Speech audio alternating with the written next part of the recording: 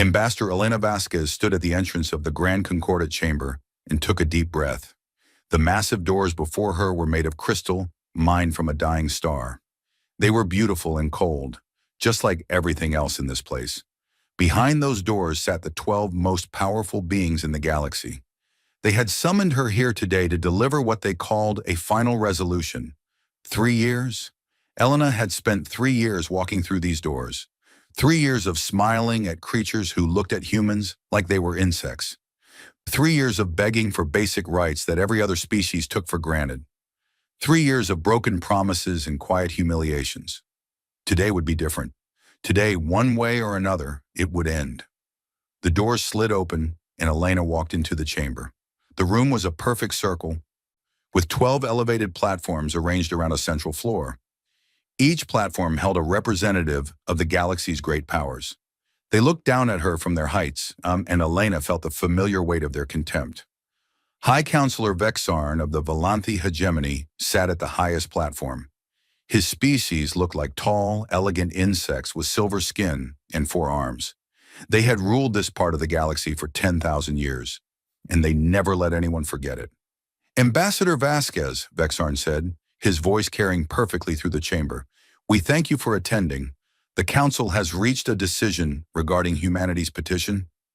Elena clasped her hands behind her back. Her heart was pounding, but her face showed nothing. "I am eager to hear the Council's wisdom." Vexarn gestured to a holographic display that appeared in the center of the room. "After careful consideration, we have prepared a most generous offer for your species." The display showed a star map. Elena recognized it immediately. The Sol system sat at the edge, marked in blue. A single red dot appeared nearby. "We will grant humanity the Kessler system," Vexarn announced. "A complete solar system for your exclusive use." Elena studied the display. The Kessler system was a dead zone.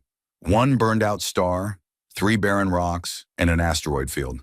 No life, no resources, nothing. "Additionally," Vexarn continued, "humanity will be granted provisional trade access to 17 approved systems. You will pay standard tribute fees for use of established trade lanes. This tribute is set at 40% of all transported goods." 40%? Elena did the math in her head. It would make trade almost impossible. "Finally," Vexarn said, and something in his voice made Elena tense, "humanity will surrender all military vessels above frigate class to the Council for inspection and potential decommissioning. This is for the safety of all species, of course. Young civilizations cannot be trusted with such dangerous weapons." The chamber fell silent. The 12 counselors watched Elena with expressions ranging from boredom to amusement. They had already decided this was fair. They had already decided humanity would accept.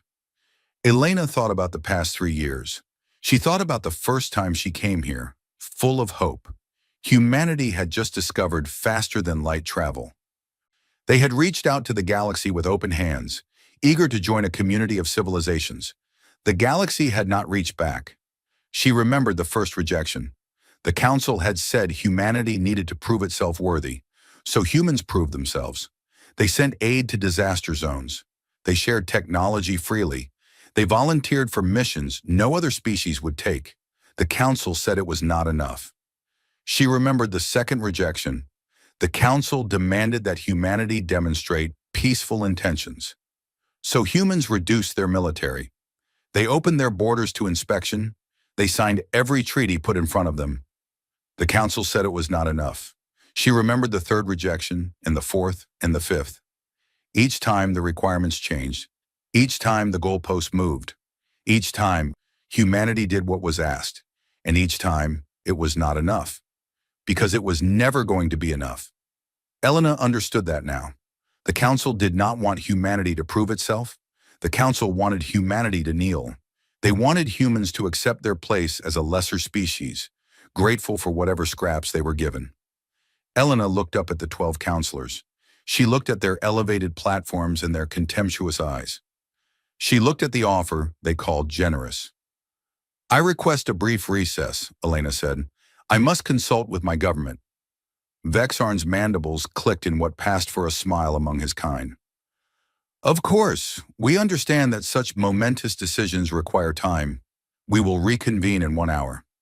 Elena bowed and left the chamber. The crystal doors closed behind her. In the small office assigned to Earth's delegation, Elena activated a secure communication link. The face of Secretary General Marcus Webb appeared on the screen. He was an old man with tired eyes, but those eyes were sharp.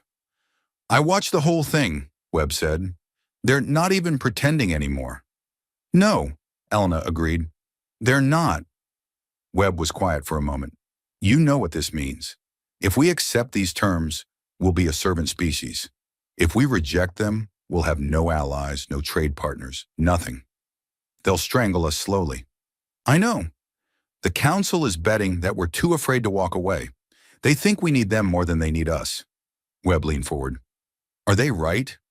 Elena thought about her daughter, who was 12 years old and wanted to be an astronaut.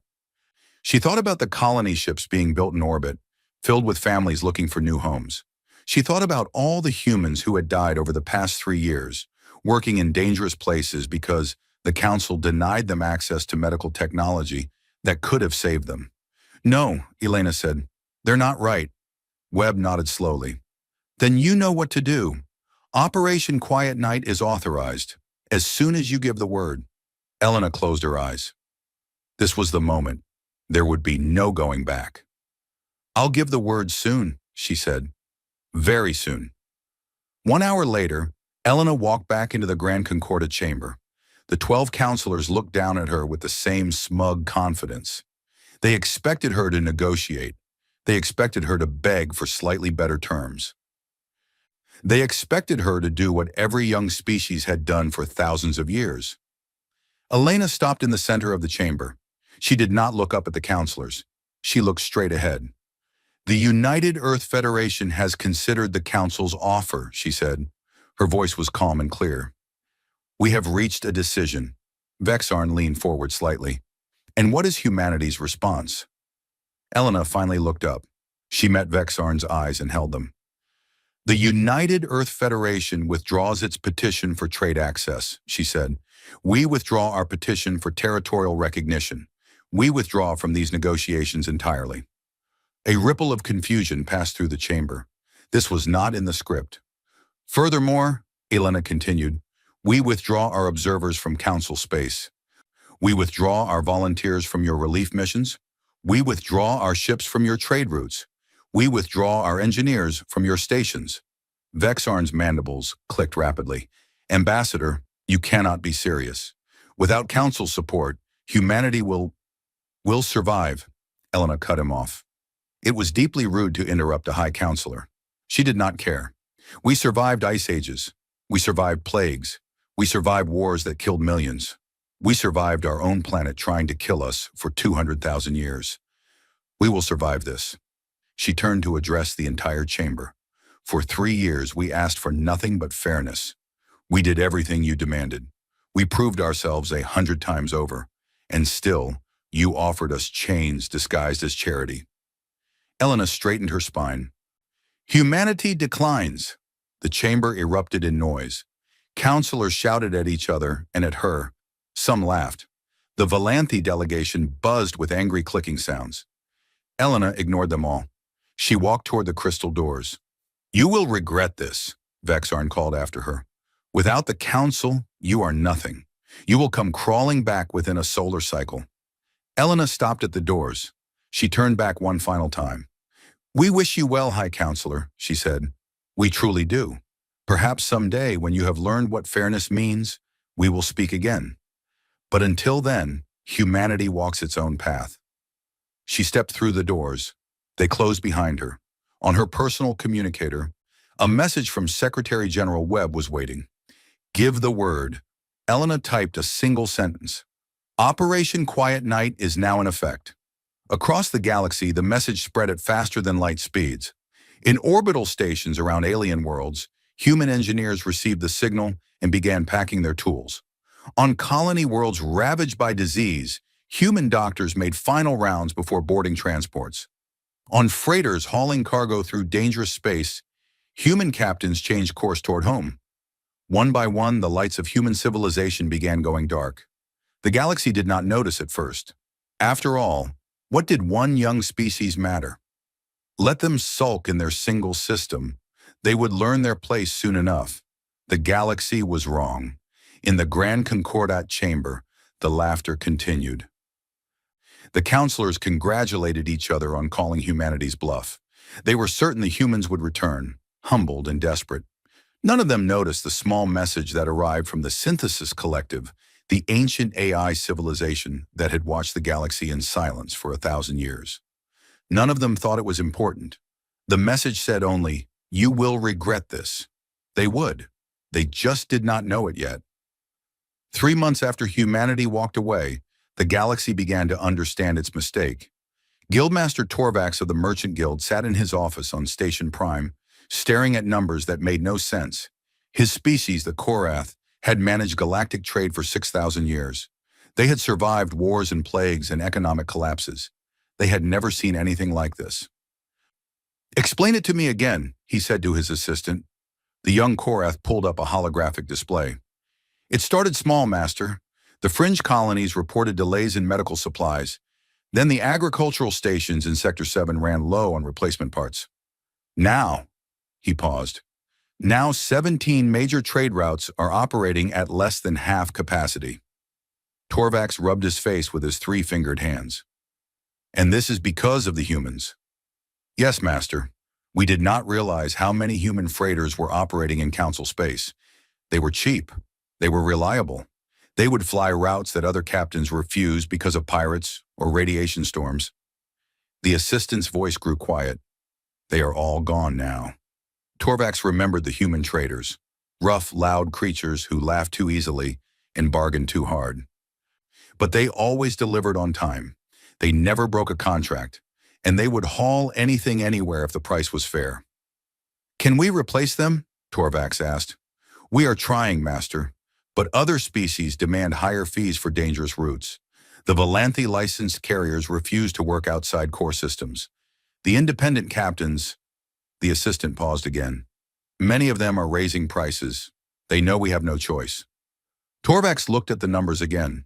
Supply chains that had worked perfectly for centuries were falling apart. All because humanity decided to go home. "The Council assured us this would not happen," he said. "Yes, Master. They were wrong." Far across the galaxy, Admiral Sethrix of the Valanthi Third Fleet had a different problem. He stood on the bridge of his flagship, watching the wreckage of what had been a thriving colony world. The Void Raiders had come 3 days ago. They had killed 40,000 people before the fleet arrived. By then, it was too late. "How did they get this deep into our territory?" Sethrix demanded. "Our early warning system should have detected them days before they reached this world." His tactical officer shifted uncomfortably. "Admiral, the early warning system in this sector was incomplete." "Incomplete? We have had sensors here for 2,000 years." "Yes, Admiral, but the sensors were supplemented by human observer ships. They volunteered to patrol the empty spaces between our stations. We never asked them to do this. They simply did it." The officer paused. "They stopped 3 months ago." Sethrix felt cold despite the warmth of the bridge. "Are you telling me that humans were protecting our borders? Without orders? Without payment?" "Yes, Admiral. We found records in the local database. Over the past decade, human observers detected and reported 417 potential raider movements. 230 of those reports led to successful interceptions." The officer's voice was barely a whisper. "We would have lost dozens of colonies without them." Sethrix thought about the Council's decision. He had supported it at the time. Humanity was too aggressive, too unpredictable. They needed to be controlled. Now he stood in orbit of a dead world and wondered who the real aggressors were. On the other side of the galaxy, the Corvani Collective faced a different kind of crisis. The Corvani were peaceful creatures. They resembled tall, thin birds with brilliant blue feathers and gentle eyes. They were renowned throughout the galaxy for their medical knowledge. Their hospitals accepted patients from every species. Dr. Elena stood in the plague ward of the largest hospital on Corvin Prime. 300 patients filled beds that had once been tended by a mixed staff. Now only Corvani doctors remained. "How many died last night?" she asked her colleague. 17, came the reply. We lost 3 children. Elena closed her eyes. Before the humans left, they lost perhaps 2 patients per week in this ward. The humans were not better doctors than the Corvani, but they were immune to this particular plague. They could work in the contaminated zones without protective suits. They could hold the hands of dying patients without risking their own lives. They had done this for free. They had volunteered to work in a plague ward on a world that was not their own, caring for species that were not their own. When Elena asked them why, they had simply said, "Because you needed help." Now they were gone, and patients were dying because the remaining staff could not move fast enough in their protective suits. The council said we could request replacement workers, her colleague said. I did request them. The Valanthi sent a message saying they would consider it in 6 months. Elena's feathers ruffled with anger. 6 months. My patients will be dead in 6 weeks. Could we ask the humans to come back? Elena had already tried. She had sent a personal message to the human medical volunteers she had worked with for years. The response had been polite and sad. We are sorry, we have been ordered home. Our government says we cannot help those who refuse to treat us as equals. We hope you understand. She understood. That was the worst part. In the lawless, fringe territories, where council law meant nothing and only the strong survived, a different kind of change was happening. Captain Vorax of the raider ship Crimson Blade gathered his crew in the cargo hold. They were a mixed bunch. Exiles and criminals from a dozen species, united by greed and a willingness to take what they wanted. The humans are gone, Vorax announced. His crew cheered. No more armed escorts, no more trap ships, no more humans hunting us down and destroying our bases. For years, the fringe had been dangerous but manageable. The humans had made it that way. They ran convoy escorts for free. They tracked raiders to their hidden bases. They fought with a fury that terrified even hardened pirates. Vorax still remembered the day 3 human ships had destroyed his brother's entire fleet. 12 raider vessels against 3 human frigates. The humans had lost 1 ship. The raiders had lost everything. Now those humans were gone.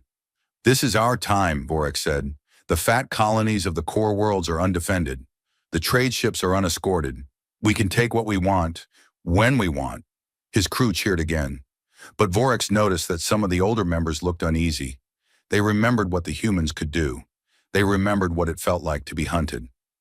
What if they come back? One of them asked. Vorax laughed. Why would they? The council insulted them. The galaxy rejected them. They have no reason to protect anyone but themselves now. He spread his arms wide. The humans gave the galaxy a gift, and the galaxy threw it away. Now the gift is ours to take. The raider ships launched that night, dozens of them, spreading across the fringe like a plague. Within weeks, they would reach the border of council space. Within months, they would be attacking colonies that had not seen violence in generations. In the great chambers of the council, the news reports piled up. Trade disruptions, border attacks, medical crises. Every day brought new problems, and every problem traced back to the same cause. The humans were gone, and the galaxy was falling apart. Councillor Vethral of the Solari Communion requested an emergency session. He was old for his species, with silver scales and tired eyes. He had voted against the harsh terms imposed on humanity. He had warned the council that they were making a terrible mistake. No one had listened. We must reconsider our position, Vethral told the assembled councillors. The evidence is clear. Humanity's departure is causing damage we cannot easily repair. High Councillor Vexarn clicked his mandibles dismissively. The humans are throwing a tantrum. They will return when they realize they cannot survive without us. With respect, High Councillor, I believe the opposite is true. Humanity is surviving quite well.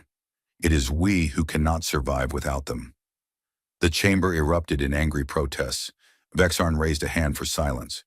You speak of one young species as though they were essential to galactic civilization. This is absurd.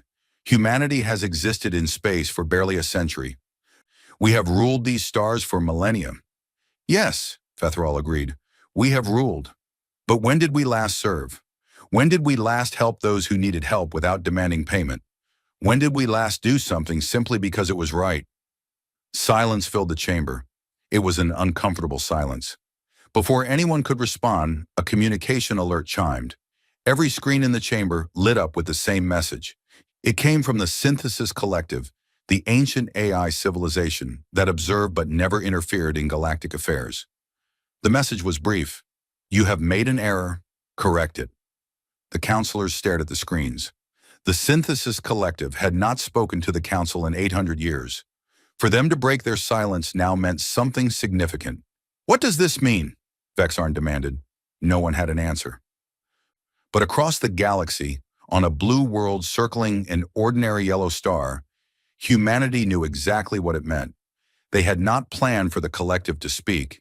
They had not asked for anyone's support. They had simply walked away. And in doing so, they had revealed a truth the galaxy had forgotten. Power means nothing if you cannot use it wisely. The council had ruled for thousands of years, but they had ruled through control and fear and the suppression of young species. Humanity offered something different. They offered help without asking for submission. They offered strength without demanding worship. And now the galaxy was learning what it felt like to lose that gift. The panic was just beginning. 6 months after humanity walked away, the galaxy finally understood what it had lost. Admiral Sethric sat in his private quarters, reading a report that made his blood run cold. For weeks, his intelligence officers had been investigating the sudden boldness of the Void Raiders. What they found changed everything he thought he knew about the past decade. The report detailed a secret war. For 10 years, human ships had been hunting Void Raiders throughout the fringe territories. They had destroyed hidden bases. They had rescued thousands of slaves. They had killed or captured some of the most dangerous pirates in the galaxy. And they had never told anyone. Sethrix read about Operation Silent Guardian, where 50 human volunteers spent 3 years mapping every raider hideout in the fringe. He read about Operation Broken Chain, where human marines infiltrated a slave market and freed 800 prisoners from 12 different species.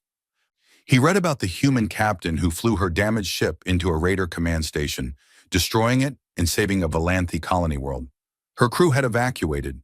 She had stayed behind to make sure the job was done. Her name was Sarah Chen. She was 34 years old. She had a husband and 2 children waiting for her on Earth. Sethrix had never heard her name before. Neither had anyone else on the council. The humans had fought and died for a galaxy that did not even know they existed. Why? He whispered to himself. Why would they do this? His aide, a young Valanthi officer, answered quietly. Because they believed it was right, Admiral. The human reports we recovered say the same thing over and over. We help because someone should. Sethrix closed the report. He thought about the council chamber, where he and his fellow counselors had looked down at humanity and seen only a young, primitive species that needed to be controlled. They had not seen the truth. The truth was that humanity had been protecting them for years, asking nothing in return. On the medical station orbiting Corvin Prime, Dr. Elena received a visitor. He was human, the first she had seen since the withdrawal. He wore civilian clothes and carried a small medical bag. Dr. Elena, he said, extending his hand in the human greeting, my name is James. I used to work in your plague ward. Elena remembered him, a quiet man with kind eyes who worked double shifts without complaint. James, I did not think any humans were allowed to return. We're not. Officially, I'm here as a private citizen, not a representative of Earth. He smiled sadly. I heard things were bad. I couldn't stay away. Elena led him through the hospital. The plague ward was worse than ever. Patients lay in beds without enough staff to care for them. The Corvani doctors worked themselves to exhaustion, but it was not enough. James put on protective equipment and walked into the ward. Within minutes, he was checking on patients, adjusting treatments, holding the hands of those who were scared. You cannot do this alone, Elena said. One person cannot save everyone. No, James agreed, but I can save some. And right now, some is better than none. He worked for 14 hours straight. When Elena finally forced him to rest, 17 patients had been stabilized who might have died. It was a small number compared to the hundreds in the ward, but for those 17, it was everything. Why did you come back? Elena asked. Your government ordered you home. Your people have every right to hate us. James was quiet for a long moment. I don't hate you, Doctor. None of us do. We're disappointed, yes. We're hurt. But hate? He shook his head. Hate is too heavy to carry, and besides, these patients didn't vote against us. They just got sick. They deserve help regardless of what their government does. Elena did not understand. Her species had lived in peace for millennia. They had never faced the kind of rejection humanity had faced. She could not imagine offering kindness to those who had treated her so poorly. Your species is very strange, she said. James laughed. We get that a lot. Across the galaxy, similar stories played out. Humans appeared in places they were not supposed to be, doing work they were not supposed to do. Volunteers who claimed to be acting on their own, helping those who had refused to help them. The Galactic news networks took notice. They ran stories about the mysterious human volunteers who appeared after disasters, who worked in dangerous conditions other species avoided, who asked for nothing in return. The contrast with the Council's behavior was sharp and uncomfortable. On Earth, humanity was not suffering. The opposite was true. Secretary General Webb stood on a platform overlooking the new Shanghai shipyard. Below him, dozens of massive vessels were under construction. These were not warships. They were colony transports, research vessels, and cargo haulers. The projections are ahead of schedule, his aide reported.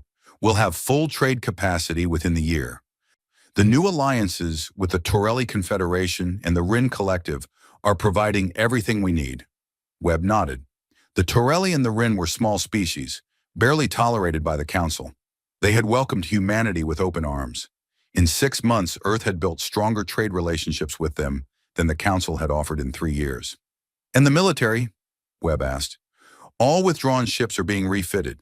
The new fleet will be twice the size of what we had before and better equipped. The aide paused. The crews are eager, sir. Very eager. Webb understood.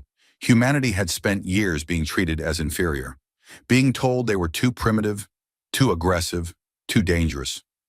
Now they were building something that would prove the Council wrong, not through conquest, not through war, through success. Keep building, Webb said, and keep helping. The volunteers in Council space are doing more damage to the Council's reputation than any fleet ever could. Ambassador Elena Vasquez spent most of her days coordinating the volunteer efforts. It was illegal, technically. Earth had officially cut all ties with Council space, but the government looked the other way when private citizens decided to travel abroad and happened to help people in need. One evening, she received an encrypted message from Counselor Vethril. He requested a secret meeting on a neutral station at the edge of Council space. Elena did not have to go. She had every reason to refuse. But curiosity won out, and 3 days later she sat across from the old Solari counselor in a small private room. Thank you for coming, Vethril said. His silver scales had dulled with stress. He looked older than he had 6 months ago. I know I have no right to ask anything of you. You don't, Elena agreed, but I'm listening. Vethril pulled out a data tablet. The Council is falling apart. The trade disruptions have caused economic damage we cannot repair. The Void Raiders grow bolder every day. 3 colony worlds have fallen in the past month alone. Medical crises are spreading faster than we can respond. He paused. We need help. We need you. Elena took the tablet. She looked at the numbers, the casualty reports, the desperate pleas from colony worlds. Part of her felt satisfaction. The Council had earned this suffering. But another part of her, the part that still remembered why she had become a diplomat in the first place, felt only sadness. You still don't understand, do you? She said quietly. Vethril looked confused. I don't understand what? Elena put down the tablet and pulled out her own device. She activated a holographic display that filled the room with names. Thousands of names. These are the humans who died in Council space over the past 10 years, she said. Doctors who caught alien diseases because the Council refused to share medical technology. Engineers who died in reactor accidents because safety equipment was classified as military grade and denied to our species. Volunteers who were killed by raiders while protecting worlds that called us primitive. She scrolled through the list. It seemed to go on forever. This woman, Sarah Chen, flew her ship into a raider station to save a Valanthi colony. No one even thanked her. This man, Marcus Kim, spent 3 years in a Corvani plague ward, and died from a disease that had a cure. The council refused to share it because humans hadn't paid enough tribute. Elena turned off the display. We didn't leave because we were weak, counselor. We left because we finally realized we didn't need your approval. We were already worthy. We always had been. You just refused to see it. Vethril was silent for a long moment. Then why do your volunteers still help us? Why risk themselves for people who treated them so poorly? Elena smiled, but there was no joy in it. Because that's who we are. We don't help people because they deserve it. We help because we can, because someone should, because it's right. The council tried to teach us that the galaxy only respects strength. But we already knew something the council forgot. True strength is choosing to help even when no one forces you to. She stood to leave. Ambassador, please, Vethril said. I'm begging you. Come back to the table. Negotiate with us. I swear things will be different.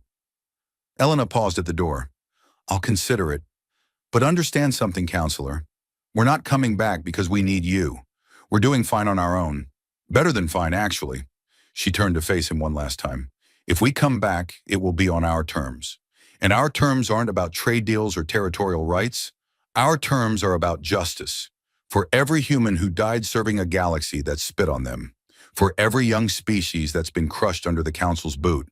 For everyone who was told they weren't worthy. She left the room, leaving Counselor Vethril alone with the weight of everything his people had done. 3 days later, the Void Raiders announced the formation of their coalition.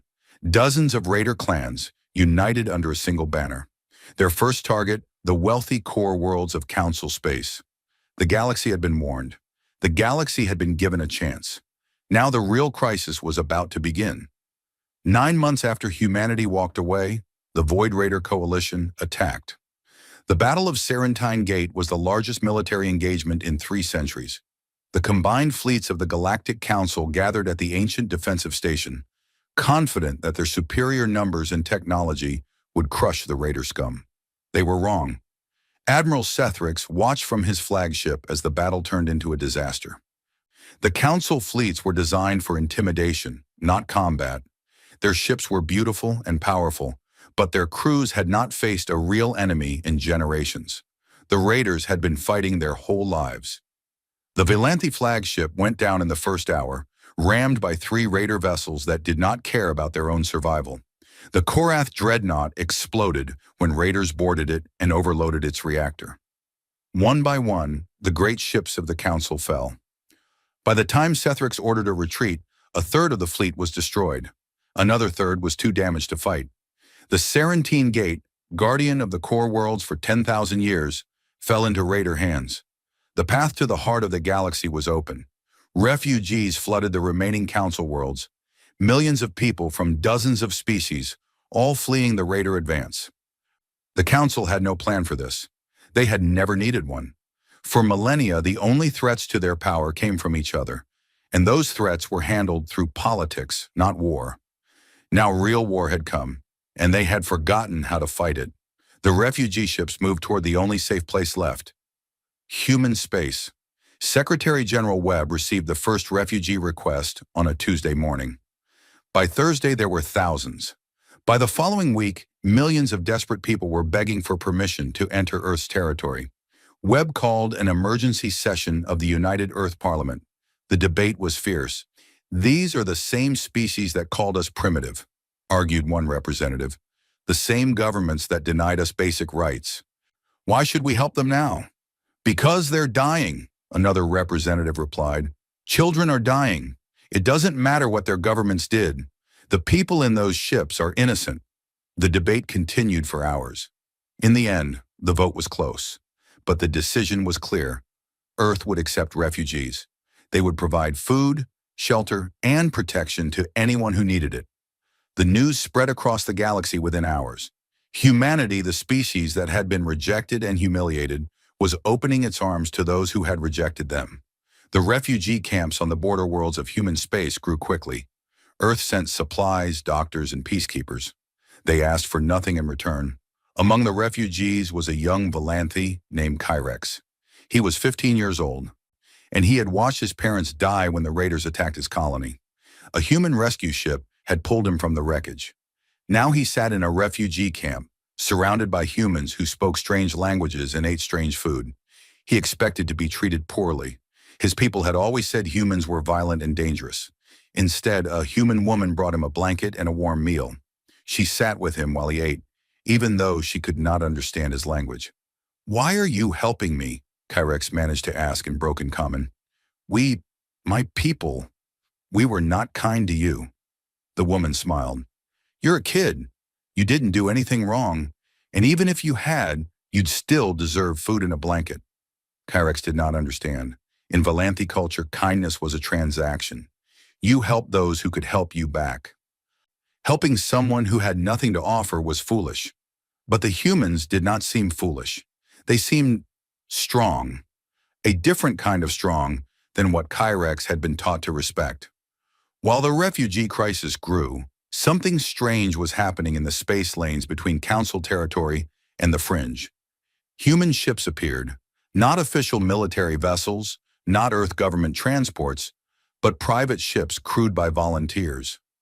Armed freighters, converted passenger liners, anything that could fly and fight. They called themselves the Volunteer Fleet. Captain Diana Torres commanded the converted cargo hauler Defiance. Her crew was a mix of former military and civilians who could not stand watching the galaxy burn. They flew into raider territory, escorted refugee convoys, and fought when they had to. Officially, Earth denied any connection to the Volunteer Fleet. Unofficially, the government made sure the volunteers had ammunition, fuel, and medical supplies. Torres stood on the bridge of her ship as they approached a refugee convoy under raider attack. 3 raider vessels circled the transport ships like wolves around sheep. "They haven't seen us yet," her tactical officer reported. "We could slip away. Let the Council handle this." Torres shook her head. "The Council isn't here. We are. All hands, battle stations." The Defiance was outgunned, but Torres knew something the raiders didn't. Humans fought differently. They took risks that other species considered insane. They refused to retreat when any sane being would run. The battle was short and brutal. The Defiance took heavy damage, but 2 raider ships were destroyed and the 3rd fled. The refugee convoy reached safety. When the convoy survivors learned they had been saved by humans, many of them wept. They had been told their whole lives that humanity was the enemy. Now humans were dying to protect them. The story spread. Human volunteers fighting in the fringe, human doctors working in plague zones, human ships standing between raiders and helpless refugees. The Council tried to spin the narrative. They claimed the volunteers were actually government forces, that Earth was violating the withdrawal agreement. But no one believed them anymore.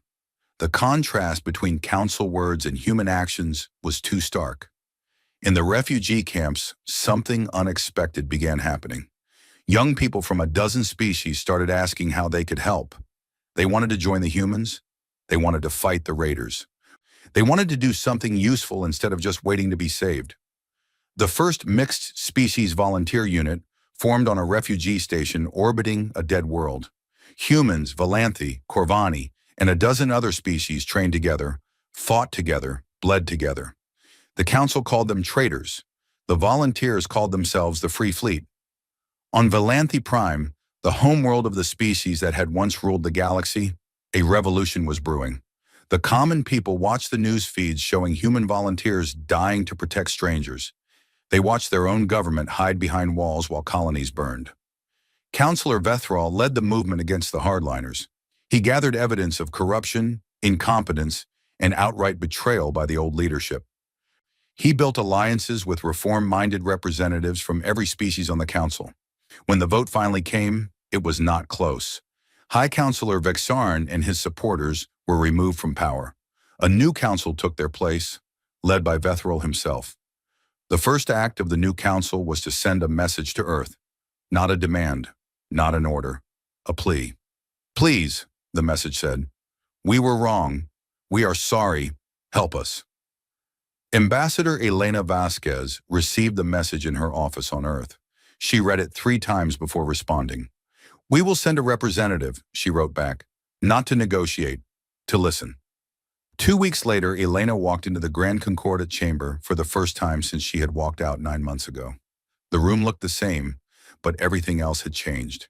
The elevated platforms had been lowered. The counselors no longer looked down on visitors. Vethral sat in the center, wearing simple robes instead of the ceremonial armor of the old regime. "Ambassador Vasquez," he said, "thank you for coming." Elena took her place in the center of the room. She was aware that billions of beings were watching this moment through broadcast feeds. The whole galaxy waited to see what would happen next. "New Counselor Vethral," she said, "you asked for this meeting. You said you wanted to apologize. I'm here to listen." Vethral stood. He walked down from his platform until he stood on the same level as Elena. Then he did something no High Counselor had ever done in the history of the Galactic Council. He bowed. "On behalf of the Council, and on behalf of every species that treated humanity with contempt, I apologize," and he said, "We were arrogant. We were cruel. We were blind to the truth that stood before us. Humanity asked for fairness, and we offered chains. You deserved better. You deserved what you offered us: respect, kindness, and justice." Elena listened in silence. She had dreamed of this moment. She had imagined the council crawling, begging, desperate. Now that it was happening, she felt no joy, only sadness for all the time and lives that had been wasted. "Words are easy," she said. "The council has spoken many words over the years. Most of them were lies." Vethral nodded. "You are right. Words are not enough. That is why we have prepared more than words." He gestured, and holographic displays filled the chamber. Documents, treaties, proposals. Elena recognized some of them, the same agreements that humanity had begged for years ago. "Everything you asked for," Vethral said. "Territory, trade access, full recognition, but also more. Reparations for every human who died serving the galaxy without recognition. Seats on every major governing body, and accountability." He pointed to a list of names: former counselors, military leaders, corporate executives, the people who had engineered humanity's humiliation. "These individuals will face justice," Vethral said. "Public trials, full transparency. The galaxy will see what was done in their name." Elena studied the displays. It was more than she had expected, more than she had dared hope for. But it was not enough. Not yet. "You've made a good start," she said, "but there's something missing." Vethral looked puzzled. "What more could we offer?" Elena turned to address the entire chamber, and through it, the galaxy. "This isn't just about humanity," she said. "It never was. We're not the only species the Council has mistreated. There are dozens of young civilizations out there who were crushed, controlled, denied their potential. Your offer gives us seats at the table. But what about them?" She pulled up her own display. Species names, many of them unknown to most viewers. The Torelli, the Rin, the Salathi, the Blackstone people. Young species, forgotten species, species that the Council had decided were not worth acknowledging. "We don't want to replace you as rulers of the galaxy," Elena said. "We want to end the system that makes ruling possible. Everyone gets a voice. Everyone gets a chance. Not because they've earned it by your standards, but because they exist and they deserve it." The chamber was silent. What Elena was proposing would fundamentally change galactic civilization. It would mean the end of Council supremacy. It would mean sharing power with species that had been powerless for centuries. Vethral looked at his fellow counselors. Some looked afraid, some looked angry, but most looked tired. Tired of fighting, tired of pretending that the old system still worked. "You ask for much," Vethral said. "I ask for justice," Elena replied. "True justice, not the kind that only benefits the powerful. That's our price for coming back to the table. Take it or leave it." She turned to walk away just as she had 9 months ago. "Wait," Vethral called. "You have given us much to consider. We need time to discuss." Elena paused at the door. "You have 1 hour. After that, I'm going back to Earth. And this time, I won't answer your messages." She walked out. Behind her, the Council began to argue. But Elena already knew how the vote would go. The galaxy had seen too much. The old lies no longer worked. Change was coming, whether the Council wanted it or not. The only question was whether the Council would lead that change or be swept away by it. 1 year after humanity walked away, the galaxy began again. The vote in the Grand Concordate Chamber took longer than an hour. It took 3 days. Representatives argued, pleaded, threatened, and wept. Old alliances shattered. New ones formed. The future of galactic civilization hung in the balance. In the end, the vote was not close. The Reform Council accepted every one of humanity's terms. Full recognition for all young species. Seats on governing bodies based on population, not power. Transparent trials for those who had abused their positions. And most importantly, an end to the system that allowed a few species to control the fate of all others. Ambassador Elena Vasquez stood in the center of the chamber as the results were announced. She did not smile. There was too much work ahead for celebration. "The United Earth Federation accepts the Council's offer," she said. "We will rejoin galactic civilization, not as servants, not as masters, but as equals among equals." The chamber erupted in applause. Some counselors looked relieved. Some looked resigned. A few looked hopeful for the first time in centuries.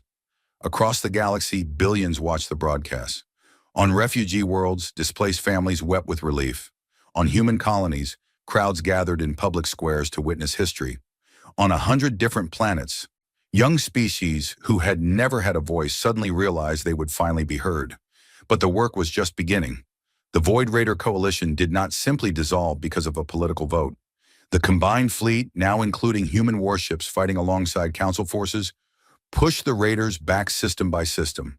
The fighting was brutal and slow. Captain Diana Torres and the volunteer fleet served at the front of every battle. The Free Fleet, the mixed species unit that had formed in the refugee camps, fought beside them. They were no longer outcasts or rebels. They were the first generation of a new kind of military, one that did not fight for a single species, but for everyone. The Raiders retreated to their strongholds in the fringe. The galaxy's liberation came not through a single decisive battle, but through 1,000 small victories. Slave markets shut down, pirate bases burned, trade routes reopened. It took 6 months to secure the core worlds. It took another 6 months to pacify the fringe. By the time the last major Raider clan surrendered, the galaxy was transformed. The trials of the old Council leadership began on the anniversary of humanity's departure. Former High Counselor Vexarn faced charges including conspiracy, corruption, and crimes against sentient species. The evidence was overwhelming.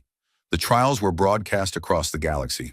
For the first time, ordinary citizens saw the corruption that had ruled them for millennia. They saw the secret deals, the bribes, the calculated oppression of young species. They saw the truth. Vexarn was not executed. Humanity had insisted that the new order begin without bloodshed. Instead, he and his fellow criminals were sentenced to serve the species they had harmed. They spent the rest of their lives working in plague wards, refugee camps, and disaster zones. They saw the suffering they had caused, up close and personal, every day until they died. Some called it mercy. Others called it the cruelest punishment possible. The first session of the Reformed Galactic Concordate was held exactly 1 year after humanity had walked out of the original Council chamber. The room looked very different now. The elevated platforms were gone. Representatives sat in a circle, all at the same level. There were no reserved seats for great powers. The Velanthi sat next to the Torelli. The Korath sat next to the Rin. Humans sat scattered throughout the chamber, just another species among many. New Counselor Vethral opened the session. He looked younger than he had a year ago, despite his age. Hope did that to people. "We gather today not as rulers and subjects," he said, "but as partners in a shared future. The old order is dead. Let us build something better in its place." The first item on the agenda was the formal recognition of 37 species who had been denied membership under the old system. Each representative came forward to sign the charter. Each received the same welcome, the same respect. Elena Vasquez watched from her seat as the ceremony unfolded. Beside her sat James, the doctor who had returned to the Corvani plague ward against orders. On her other side was Diana Torres, who had been promoted to admiral of the new combined fleet. Behind her sat young Kyrex, the Velanthi refugee who had grown up to become the first non-human to graduate from Earth's diplomatic academy. They were all here because someone had decided to do the right thing, even when it was hard, even when no one was watching, even when the people they helped did not deserve it. That was the lesson humanity had taught the galaxy. That was the gift they had given. After the ceremony, a young Solari diplomat approached Elena. His scales were bright green, marking him as barely an adult. He had been assigned to the human delegation as an assistant, and he was clearly nervous about speaking to the famous ambassador. "May I ask you something, Ambassador?" he said. Elena smiled. "Of course. During the crisis, when the galaxy was falling apart, humanity could have taken over. You had the ships, you had the moral authority. Everyone would have accepted human rule after what the Council did." He paused. "Why didn't you?" Elena considered the question. She had been asked it many times before, by journalists and historians and foreign dignitaries. But this young diplomat seemed genuinely curious, not just looking for a quote. "Do you know what my daughter told me before I left for this mission?" Elena asked. The Solari shook his head.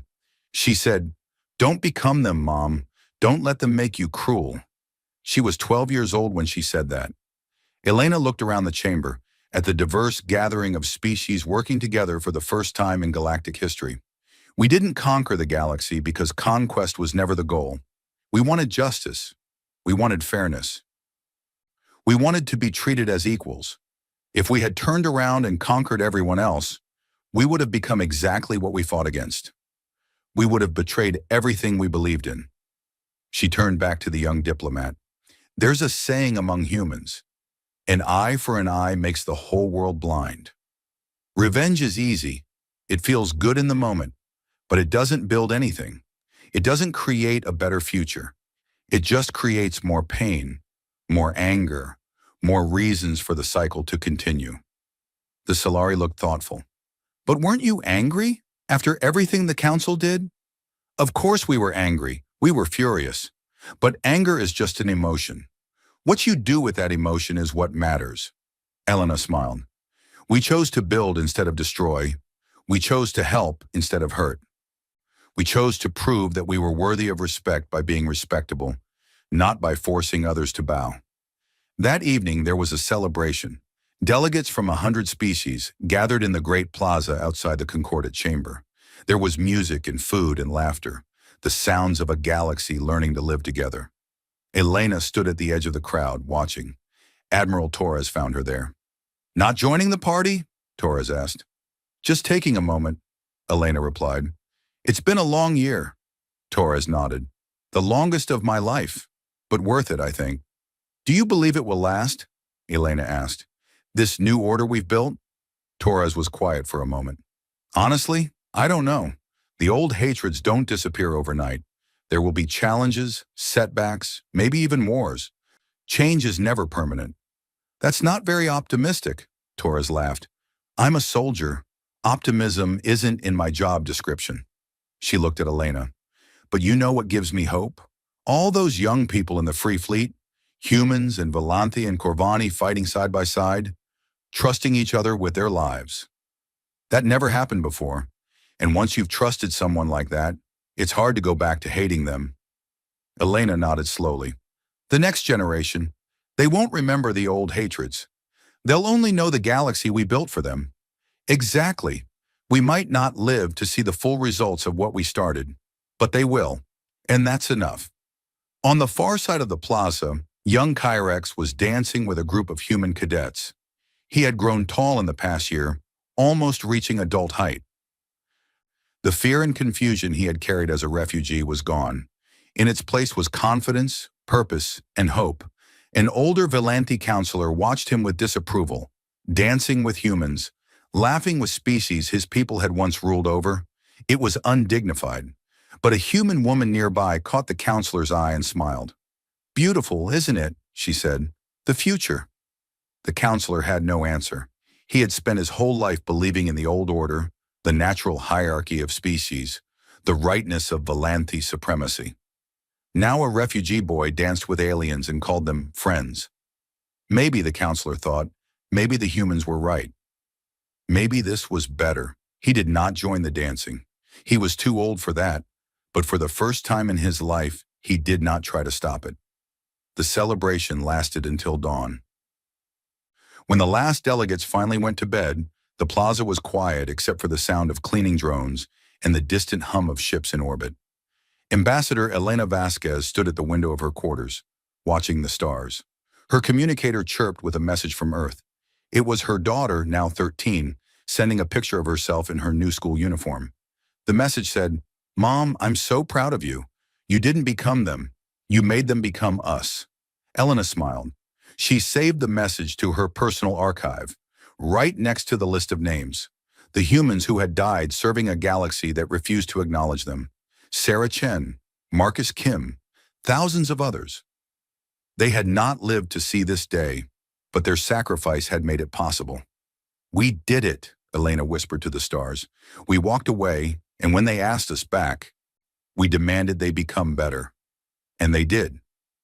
Outside, the first light of morning touched the towers of the Concordat station. A new day was beginning, a new galaxy was being born, and humanity, the young species that had been told they would never amount to anything, stood at the center of it all. Not as rulers, not as conquerors, as equals, as partners, as friends. That was the true victory.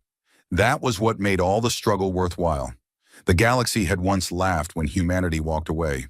No one was laughing now. They were too busy learning how to hope again.